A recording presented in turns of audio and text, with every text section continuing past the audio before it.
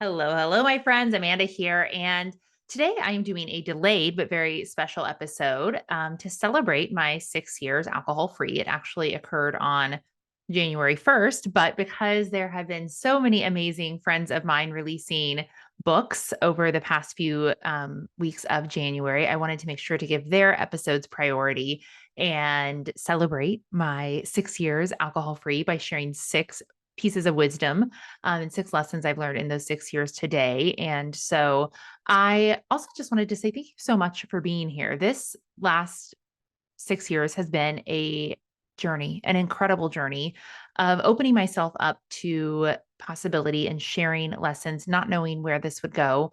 When I started out on my alcohol free journey, it was so hesitant and tentative because I could not find anyone talking about sobriety in the way that I wanted to hear about it.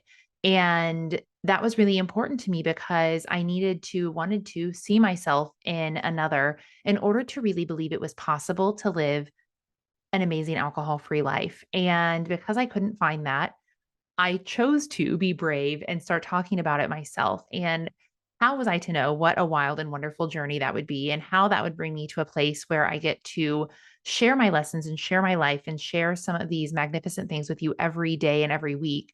And I'm just so grateful to those of you who have followed along on my journey.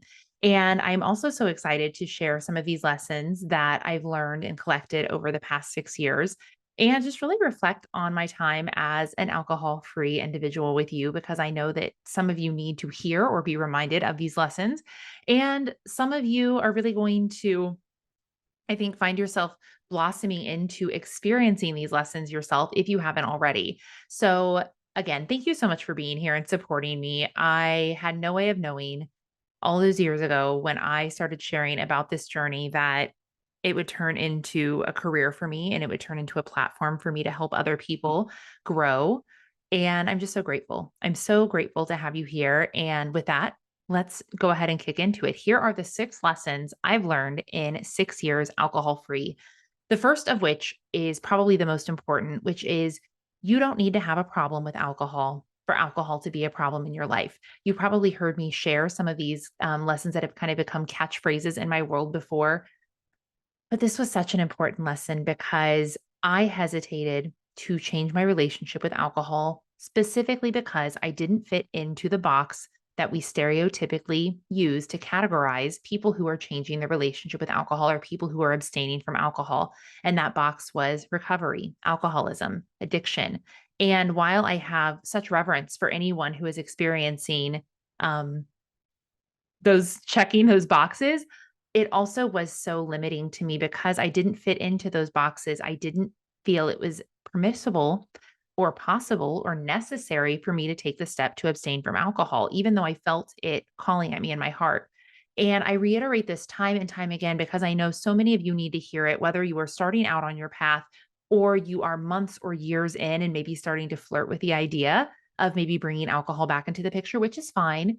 But it's really important that you remember that you don't need to have a problem, an addiction, a rock bottom, or any of these things that we've been taught by society that are equivalent or synonymous with sobriety in order for alcohol to be a problem in your life. And what that means is if in any way you sense or perceive or have actual proof that alcohol is keeping you from living up to your truest potential, being your happiest, most authentic, most self expressed version of you, then it has become a problem. Because, my friend, we need you operating at your highest level.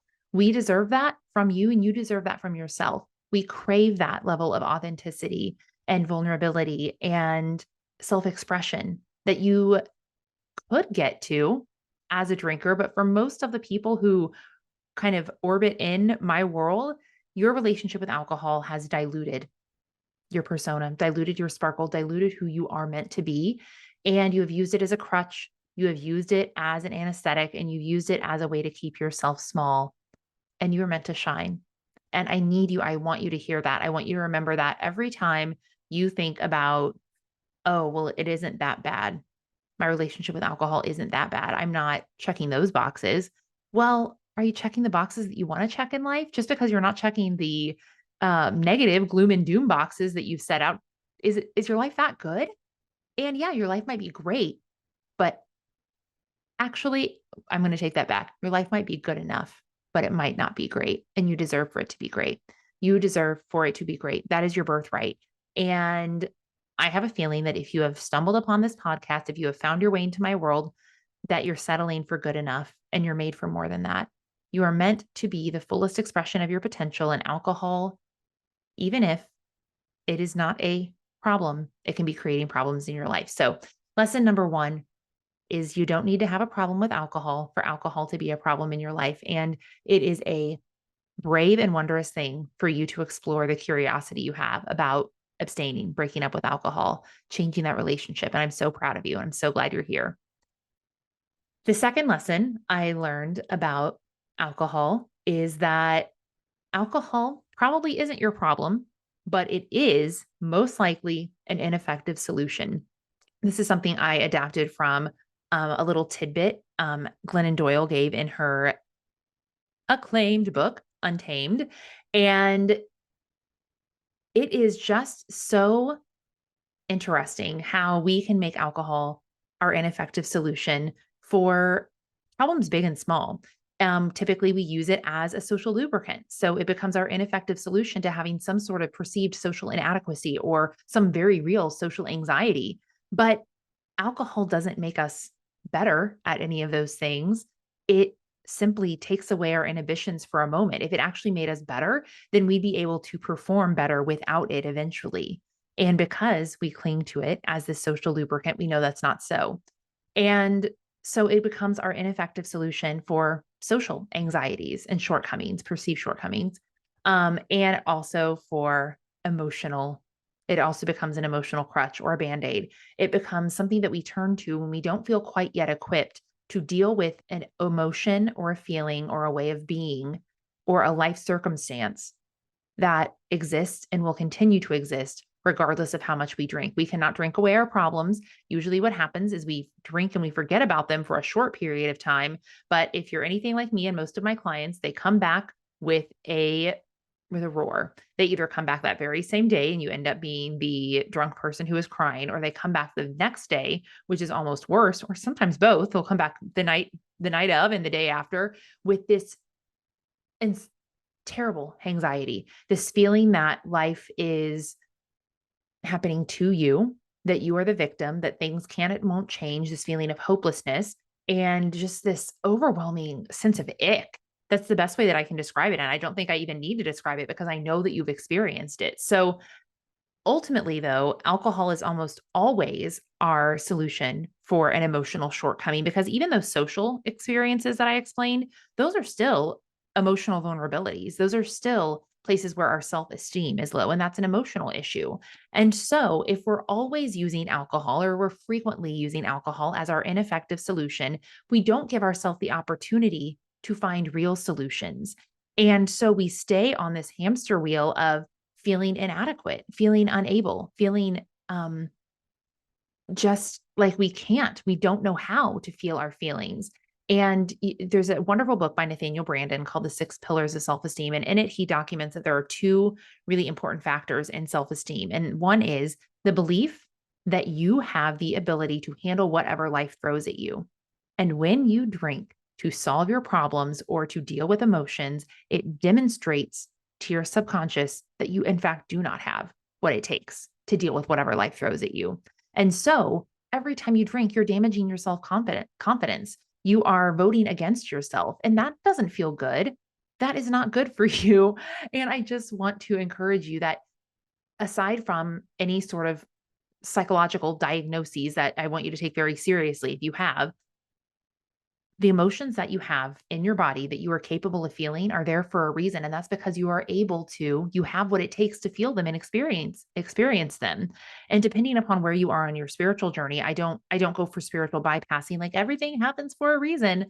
But I do believe that everything that happens is happening for you and not to you. And therefore, that means that you have within you the tools that you need, or very close to you, if you're willing to ask for help, the tools that you need to deal with any problem that is going to be thrown at you. So you either have the resources within you or you have the resourcefulness to find the answers.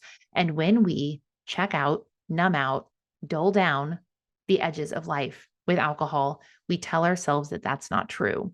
And that's so damaging to our self-esteem. And I want more than that for you.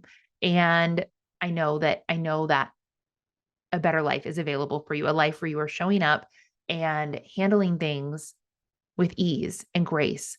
And no matter how many times you get off track, you're able to get back on. No matter how many times life throws you a curveball, you're able to get back up and keep going. And I believe that for you. And so if you needed to hear this, alcohol, yes, it may not be your problem, but how have you made it your ineffective solution? And are you willing to? Are you ready? Are you brave enough and curious enough to look for other solutions and believe and resource yourself to find and implement and learn those other solutions to where they become second nature? There are so many areas in my life where I look back at how I might have handled a current situation as a drinker, not just as someone who was literally drinking, but someone who, because they were using drinking as an ineffective solution, someone who was emotionally dysregulated and couldn't deal with simple life problems on a day-to-day basis, that anything would fluster me. And now I look back at some of the things that would have flustered me 6 or 7 years ago, just because my emotional system was discombobulated. And I look at how well I'm able to respond now. Do I still get thrown off track? Absolutely. But I have the tools and the confidence and the curiosity to at least try. And that feels really powerful from someone who used to give my power away all the time to actually stand up and say, I have it. I've got what it takes. That feels really good. And I want you to feel that too. So, alcohol probably isn't your problem, but how have you made it your ineffective solution? Number 3, this one always gets people going. If it's not fun without alcohol, it's probably just not fun. And that's okay. That is okay. Um, Alcohol is a depressant, and depressants make our mind unaware. It dulls our mind, and it dulls our mind to sensations. And so what effectively we're doing when we drink alcohol is we are making ourselves dumb or unaware or unaware to situations, people, environments that are under stimulating or not stimulating at all. And we're using alcohol to make ourselves just unaware that the things that we're doing are actually not fun and stimulating. And so when you take alcohol out of the equation, what you will probably realize is that some of the situations, the people, the environments that you've been putting yourself into thinking they were fun, when you look at them with sober eyes, they're really superficial or asinine or just not fun at all. And that's okay. That doesn't mean you're not fun. That means you now have the power and the permission slip to go look for more creative and invigorating ways to have and create fun that are actually fun. You didn't need alcohol to have fun when you were a little kid. You were wondrous and joyous and had such an imagination. And I want you to get back to that for yourself, not necessarily being as an adolescent, but finding elation and joy and simple pleasures in life. And it might sound very Pollyanna of me to say that, but I know that it's available because I have clients all the time talk to me about how they just cannot describe the feeling of joy and giddiness and carefreeness that they have now that alcohol is out of the picture. And they say that their kids are noticing how happy and lighthearted they are. And you don't, even if you read or you believe yourself to be a positive, upbeat person, which I totally thought that I was, even as a drinker, you don't even know what your power is until you experience that power fully unbottled, fully unleashed, fully just expressed all on its own. And that's some pretty powerful shit, my friends. That is some things that will make you say, wow, I thought I was doing pretty good before, but you can't unsee what happens when you actually experience that on your own, free from any sort of barrier that alcohol creates. And it's pretty rad. So I want you to know that there is so much more fun available to you, and true fun and bliss and joy. And that feels really good. And so if some of the things that used to feel fun aren't really doing it for you, that's okay. Probably just not fun. No big deal. All right. Number 4, being alcohol free raises your energetic frequency. And what happens when you raise your energetic frequency is you start to become a match for higher vibrational energetic experiences and acquaintances. And so what also tends to happen is when we stop drinking, we automatically raise our energetic frequency because we've stopped interacting with this low vibe substance. But most people, you included, and I know this because you're here listening to this podcast, start down the path of personal development and spiritual study. And so you start also working on how can I grow and help myself? How can I go beyond just abstaining and actually grow myself into a better version of me, into a more authentic version of me? How can I peel away all of the heavy layers that I've accumulated over the years? And so that further raises your energetic frequency, right? You stop showing up for alcohol and you start showing up for yourself. And wow, you are all of a sudden this radiant, high vibe human being. And when you vibrate at that level, you start to become a match for other people and experiences that are vibrating at that same level. And that's a really cool thing. So you start to match up with things that maybe weren't available to you before, and maybe you didn't even see as possible before. So, for example, when I was drinking, I wasn't even aware really that some of these higher vibe experiences were available. And it's because my line of sight, I had tunnel vision. I was only able to see what I was immersed in at that time, and that was drinking and partying culture. And once I opened up to see beyond that and also improved my energetic frequency, my energetic vibration, I started to have opportunities, um, really cool opportunities come to me, which brings me to my fifth lesson that I learned is that when you stop drinking, you can start manifesting with incredible ease.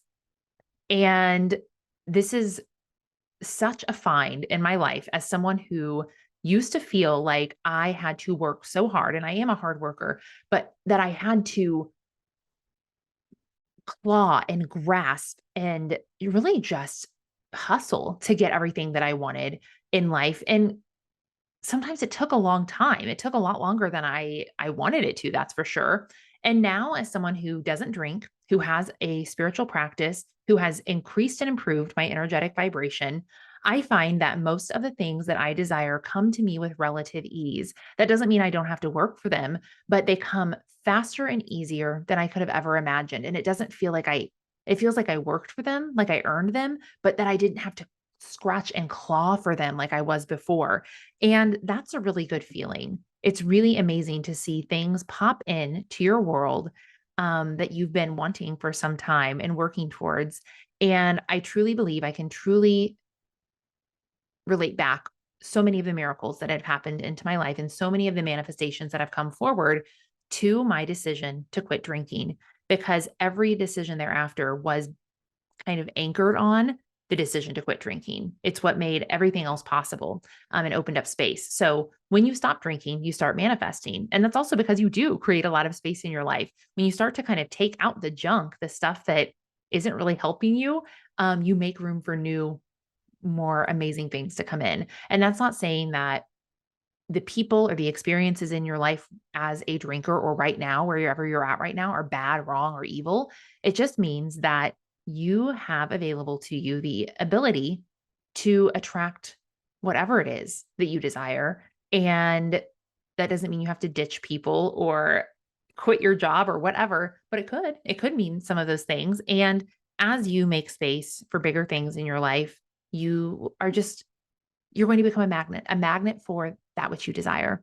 And if you want to learn more about this, it's so much more than I can explain. I do have little series on Stop Drinking, Start Manifesting within the podcast. But I also have a landmark course called Stop Drinking, Start Manifesting. It is open for enrollment all the time now. So you can join. I'll link it down in the show notes. It's a really amazing program for anyone who is on a sober, curious, spiritual path and wants to learn the art of manifestation in the process. So I really lay down the principles that I have learned in that course. And I think that it is a really helpful program for anyone who is on a sober, curious, and spiritually curious path.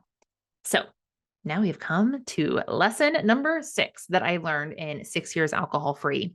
And this is specifically for you if you are, maybe right now doing dry January, or you haven't even started your alcohol free journey. You haven't really abstained for any amount of time. And that is, there will never be a convenient time to take a break from alcohol. There won't. There's always going to be a celebration to toast, a wedding, a happy hour, a birthday, or a sorrow to drown. There's always going to be a breakup or a stressful day or whatever it is. And you can look on your calendar right now and look at all of the stretches of time that might maybe work out. And you're always going to find a reason to drink because that's the society we live in. So, the most convenient time to quit drinking, to change your relationship with alcohol, to take a break or to abstain is the day that you decide that your growth and your potential outweigh your desire for comfort. And that's all alcohol is, right? Our ineffective solution, our source of comfort, our quick fix. And the most convenient day to take a break from alcohol is always going to be a day that you decide that you are more important than being in that comfort zone, being in that small place. And you deserve that. And so I really want to encourage you that if you've been thinking, oh, I'm running my dry January program right now. So I have people messaging me saying, oh, well, my birthday's coming up, or I have this vacation. What do you recommend? Try it. Try it and see what it feels like to do some of those things alcohol free. You are not required to drink at any of those things. I know how there's like this little bit of FOMO welling up in you because maybe you've not experienced a sober birthday or a sober wedding or a sober vacation or a sober first date. And I want to tell you how freaking powerful it is to experience each of those things, kind of as this rebel who's doing things differently. And I believe that you can do it. I know that you can do it. And I know that you're learning some of the tools you need right now and that the other tools are available to you. So there will never be a convenient time to take a break from alcohol. And if you're doing it right now, I'm so proud of you. And if you haven't quite yet got there, but you've been looking and searching for that convenient time, know that you just have to make it. You just have to make it happen. And I believe in you and believe that you can do this. So I hope that these 6 lessons have served you and reminded you of some of your power and some of your magnificence and reminded you of some of the kind of dirty lies we tell ourselves about why we need to or have to or deserve to drink. And it's not true. And my life as someone who truly thought that drinking was a powerful part of my identity and this like thing that allowed me to be cool and fun and sexy and exciting, I feel those things so much more and so much more truly as someone who does not drink. And alcohol has truly become insignificant in my life. I do not think about it in terms of a consumption factor. I think about it all, of course, every day because this is my job, but I don't think about it in a lustful way, in a romanticized way.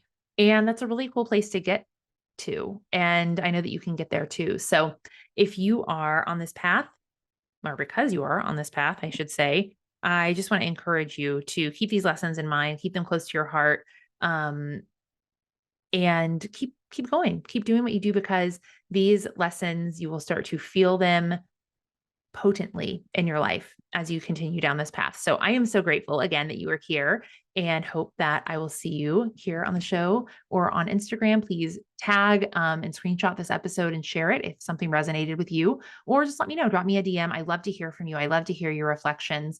And I'm just so glad you're here and I'll catch you next week.